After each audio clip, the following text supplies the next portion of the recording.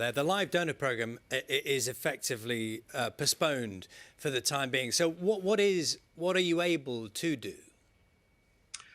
Well, we have to be very careful because there's a lot of unknowns in transplantation, and that's why these decisions were taken by the transplant units, and these decisions weren't taken lightly.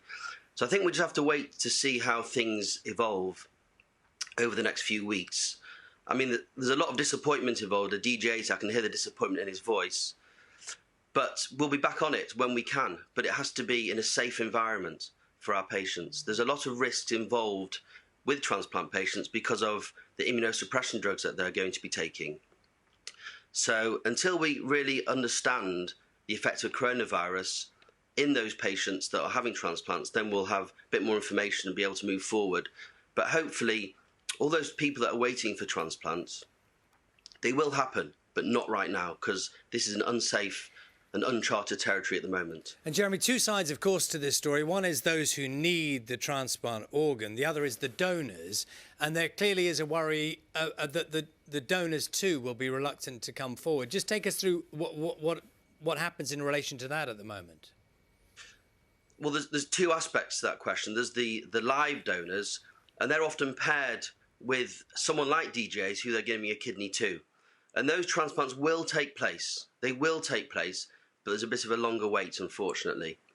And there's a very good relationship between transplant recipients, people waiting for transplants, and their transplant surgeons and transplant physicians. So these decisions are taken, they're sensible decisions, and they're taken in context and with long discussions, so everyone's understanding of the situation. Also, of course, there's deceased donation, which is a larger percentage of our work. And of course, when patients are passing away on the intensive care units, there's a lot of unknowns about whether these potential donors are infected with COVID-19. So of course, that's why we had to, again, suspend the deceased donor transplantation in the same way as live donor.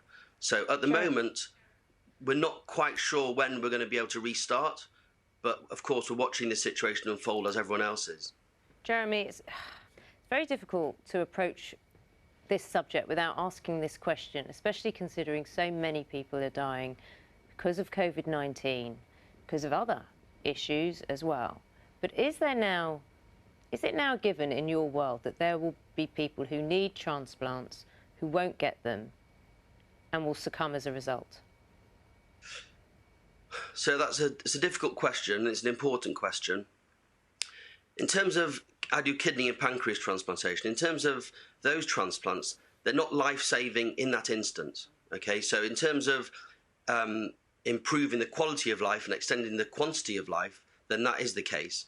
But there are some transplants like heart and liver that patients need them literally straight away.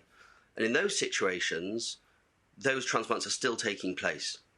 So yes, there are going to be some ill effects of this, but what I can say to those patients waiting for a transplant is there is a bit of a pause at the moment, okay? Things haven't been postponed, they've been suspended for a while, but we will be back on track because a transplant surgeon, it's very unusual not to be operating. Can I just, DJs, sorry to interrupt, but DJs, our time is limited here. Can I ask a very simple question? How do you keep your spirits up? Because we know this is very difficult for you. What's your go-to keep the spirits up thing? I've got great friends and family, and as you guys know, I'm a DJ. I've got so many, like, the listeners have given me so much love and so much support around me. And yeah, I understand that this is just a very difficult time for everything. This is something that we've never been through before. So there's going to be no blueprint as to how the NHS or the government or anybody handles this. So I'm just praying that we all get through it, and at some point I'll get my kidney. Well, we wish you well, obviously.